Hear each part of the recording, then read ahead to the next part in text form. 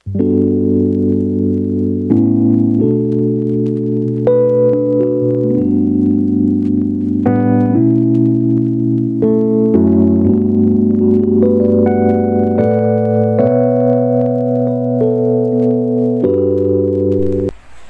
semua, perkenalkan nama saya Mendekyani Fauzi dengan NIM 8111421526. Di sini saya akan menjelaskan materi tentang penyelesaian sengketa dalam hukum internasional.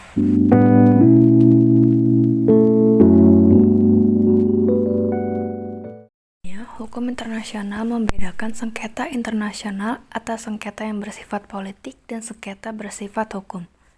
Sengketa politik ialah sengketa di mana suatu negara mendasarkan tuntutannya atas pertimbangan non-yuridik, misalnya atas dasar politik atau kepentingan nasional lainnya. Sedangkan sengketa hukum ialah sengketa di mana suatu negara mendasarkan suatu sengketa atau tuntutannya atas ketentuan yang terdapat dalam suatu perjanjian atau yang telah diakui hukum internasional. Dalam penyelesaian sengketa politik dan hukum tersebut pun berbeda. Perbedaan kedua penyelesaian tersebut terletak pada tingkat kekuatan dan keputusan yang diambil. Dalam sengketa politik, penyelesaian sengketa dilakukan hanya berbentuk usul-usul yang tidak mengikat negara yang bersengketa. Sedangkan dalam penyelesaian sengketa hukum, lebih bersifat mengikat dan membatasi kedaulatan negara yang bersengketa. Penyelesaian sengketa secara politik atau bisa juga disebut penyelesaian sengketa secara diplomatik biasanya dilakukan dengan cara damai.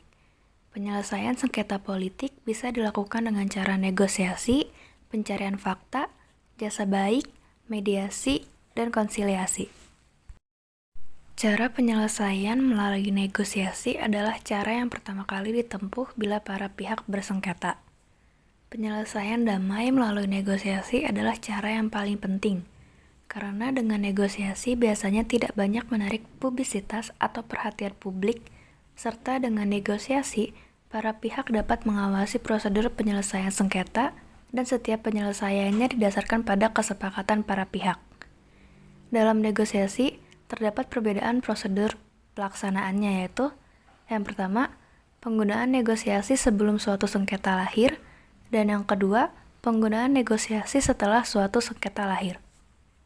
Pencarian fakta ini ditempuh apabila telah dilakukan konsultasi dan negosiasi tetapi masih belum menemukan penyelesaian sengketa.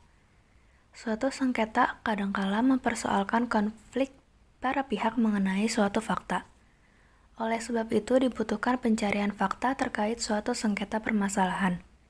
Cara dalam pencarian fakta yaitu apabila para pihak yang mensengketakan terkait perbedaan pendapat fakta biasanya memerlukan campur tangan pihak lain untuk menyelidiki kebenaran faktanya. Biasanya para pihak tidak meminta pengadilan tetapi meminta pihak ketiga yang sifatnya kurang formal. Penyelesaian sengketa dengan cara jasa baik memerlukan bantuan pihak ketiga yang berupaya agar para pihak mau melakukan negosiasi. Tujuan dari jasa baik ini adalah untuk mempertemukan kedua belah pihak yang bersengketa untuk bertemu dan melakukan kesepakatan. Terdapat dua macam bantuan pihak ketiga dalam jasa baik ini, yaitu atas permintaan para pihak atau atas inisiatifnya menawarkan jasa baik guna menyelesaikan sengketa. Dalam penyelesaian sengketa melalui mediasi diperlukan adanya mediator dari pihak ketiga, bisa berupa negara, organisasi internasional, maupun individu. Mediator tersebut harus bersikap netral dan bertujuan untuk mendamaikan pihak yang bersengketa dengan memberi saran atau usulan untuk mengakhiri sengketa tersebut. Tidak ada prosedur khusus dalam mediasi. Para pihak bebas menentukan prosedurnya baik dari pemilihan cara mediasi, menerima atau tidak usulan mediator, sampai pengakhiran tugas mediator. Konsiliasi lebih bersifat formal dibandingkan dengan mediasi. Konsiliasi memerlukan pihak ketiga atau komisi konsiliasi baik yang sudah berlembaga maupun sementara yang dibentuk oleh para pihak untuk menetapkan persyaratan penyelesaian sengketa yang bersifat tidak mengikat para pihak. Konsiliasi terdiri dari dua tahap, yaitu tertulis dan lisan. Tahap pertama yaitu sengketa yang diurai secara tertulis, diserahkan kepada Badan Konsiliasi. Kemudian tahap kedua yaitu Badan Konsiliasi tersebut mendengarkan penyampaian sengketa secara lisan dari para pihak. Berdasarkan penyampaian dan pencarian fakta sengketa-sengketa tersebut, Badan Konsiliasi dapat memberikan kesimpulan serta usulan penyelesaian sengketa kepada para pihak bersengketa, dan para pihak tersebut bisa memutuskan untuk menerima usulan tersebut atau tidak, karena konsiliasi ini tidak bersifat mengikat. Selain penyelesaian sengketa secara politik, juga terdapat penyelesaian sengketa secara hukum. Penyelesaian sengketa secara hukum lebih bersifat mengikat negara-negara yang bersengketa, karena penyelesaian ini berdasarkan atas ketentuan-ketentuan aturan hukum. Penyelesaian sengketa secara hukum bisa berupa arbitrase atau pengadilan atau mahkamah internasional.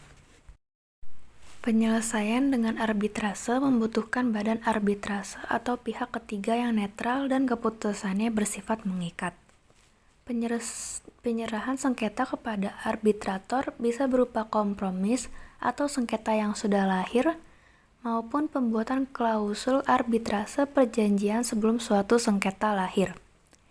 Para pihak bebas memilih arbitrator yang ahli dan netral dalam menyelesaikan sengketa.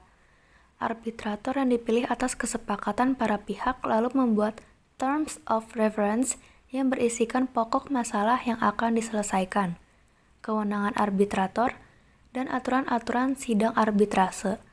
Terms of reference tersebut tentu harus sudah sesuai dengan kesepakatan para pihak. Penyelesaian sengketa dengan cara ini biasanya diambil apabila dengan penyelesaian sengketa yang sudah ada tetapi masih belum terselesaikan sengketa tersebut, maka bisa melalui pengadilan atau mahkamah internasional. Terdapat dua macam pengadilan, yaitu pengadilan internasional permanen atau mahkamah internasional, atau ad hoc atau pengadilan khusus. Mahkamah internasional merupakan bagian integral dari PBB. Jadi, semua anggota PBB secara otomatis merupakan anggota Statua Mahkamah Internasional. Sekian pemaparan materi dari saya mengenai penyelesaian sengketa dalam hukum internasional. Terima kasih.